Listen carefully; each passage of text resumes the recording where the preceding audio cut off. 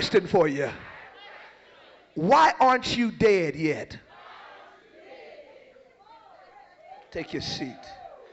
Take your seat.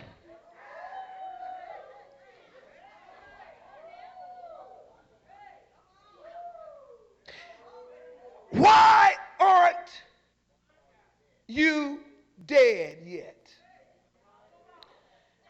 It is my purpose that by the end of this message, you will be able to answer that question. Why aren't you dead yet?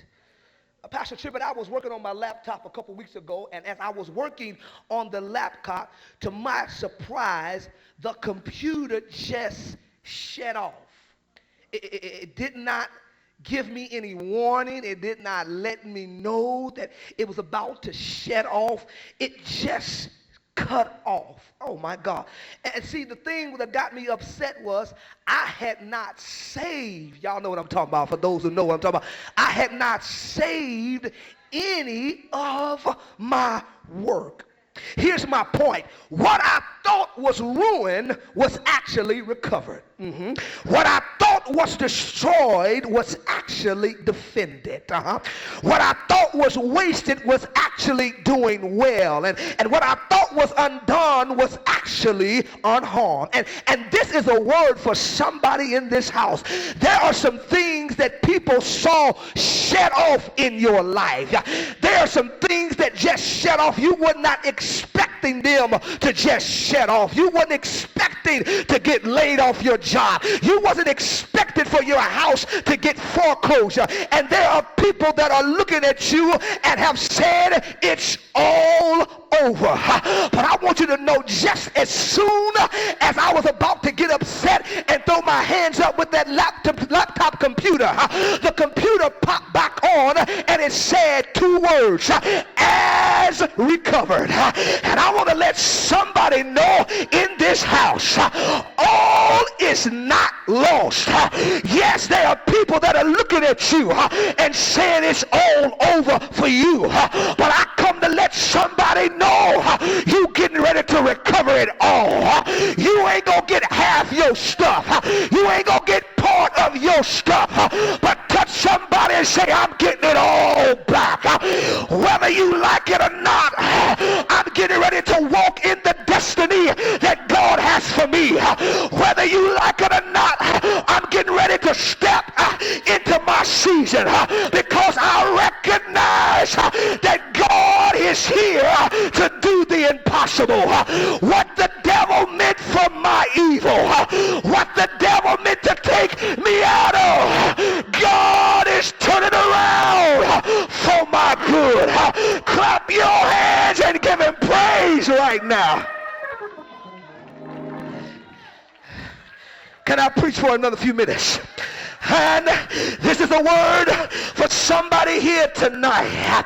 There are some things that shut down in your life. Oh, I feel like preaching, y'all. And they have immediately concluded that your life is shattered. Oh, in other words, get this, y'all. In other words, there are some folks that expected you to be dead already.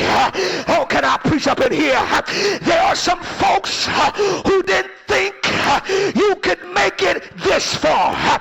There are some folks who looked at you when you went through and they pronounced death over you. But you pop back on the screen and say, greater is he that's within me than he that is in the world. Somebody say, yeah. I promise if I don't preach tonight, I'll preach tomorrow night.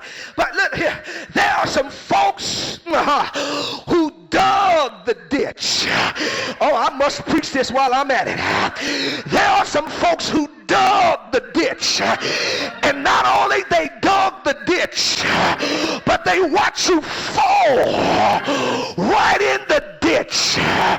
But you cover yourself up. You get up with the power of the Holy Ghost and tell the devil, Nah, nah, nah, nah, nah. You thought you was going to kill me. You thought you was going to destroy me. But I got the victory. Somebody say, yeah. Touch somebody and say, why aren't you dead yet? Can I preach in here? There are some folks, they've had the, y'all help me up in here. They've even had the graveyard ceremony. They've got the flowers. They have said ashes to ashes, dust to dust, but they don't understand. They don't understand. They don't have the last word over your life. God has the last word.